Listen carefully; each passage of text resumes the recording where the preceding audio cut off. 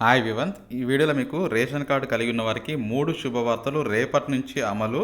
So, ఖచ్చితంగా ఈ video చివరి వరకు చూస్తే ఆ శుభవార్తలు ఏందో అవన్నీ తెలుస్తాయి. ప్రతి ఒక్కరు వీడియో చూసిన ప్రతి ఒక్కరు లైక్, సబ్స్క్రైబ్, షేర్ చేయండి. చాలామంది వీడియో చూస్తున్నారు కానీ లైక్, సబ్స్క్రైబ్, షేర్ చేయట్లేదు. ఖచ్చితంగా లైక్, సబ్స్క్రైబ్, షేర్ చేస్తేనే అందరికీ వీడియో అయితే రీచ్ అవుతుంది. సో, మనకి రేషన్ కార్డు ఉన్న వారికి ఆ 3 శుభవార్తలు ఏంటో ఇప్పుడు చూపిస్తాను.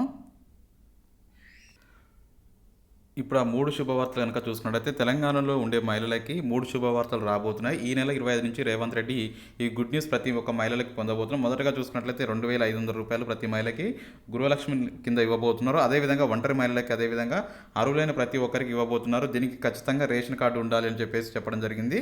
రెండోది వచ్చేసరికి ఫ్రీగా 7 సరుకులు పంపిణీ చేయబోతున్నారు. క్రిస్మస్ కానుకగా ప్రతి ఒక్కరికి 7 సరుకులు ఫ్రీగా ఇవ్వబోతున్నారు.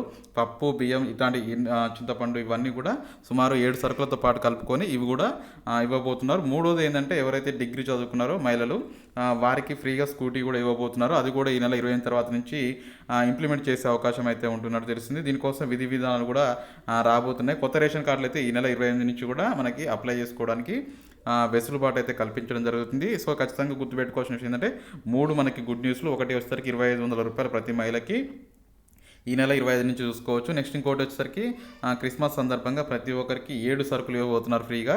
ఆ 7 సరుకులు ఫ్రీగా అంటే పప్పు, బియ్యం, చక్కెర ఇవన్నీ కలుపుకొని ఫ్రీగా ఇవ్వబోతున్నారు. నెక్స్ట్ ఇంకా అర్హులైన ప్రతి ఒక్కరికి ఫ్రీగా స్కూటీ అయితే ఇవ్వబోతున్నారు. ఇది కూడా 25 నుంచి అమలు చేయబోతున్నారు. ఓవరాల్ 28 తారీఖు నుంచి కొత్త రేషన్ కార్డ్స్ అప్లై చేసుకునే ప్రాసెస్ రాబోతుంది. ఈ కొత్త రేషన్ కార్డుకి సంబంధించి ఏమేమి డాక్యుమెంట్స్ కావాలి ఇవన్నీ కూడా మనం ఛానల్లో నెక్స్ట్ వీడియోలో చేస్తాను. అదే దానికి సంబంధించి తొలగింపులకు తీసుకోవాల్సిన జాగ్రత్త ఏంది, అదేవిధంగా యాడ్ చేయడానికి తీసుకోవాల్సిన జాగ్రత్త ఏంది కొత్త రేషన్కి సంబంధించి కూడా ఎక్స్ప్లెయిన్ చేస్తాను. ఇది ఫ్రెండ్స్ మొత్తానికి తెలంగాణలో అయితే 3 శుభవార్తలు అని చెప్పుకోవచ్చు. నచ్చితే లైక్ చేయండి, షేర్ చేయండి. Thank you for watching. Have a nice day.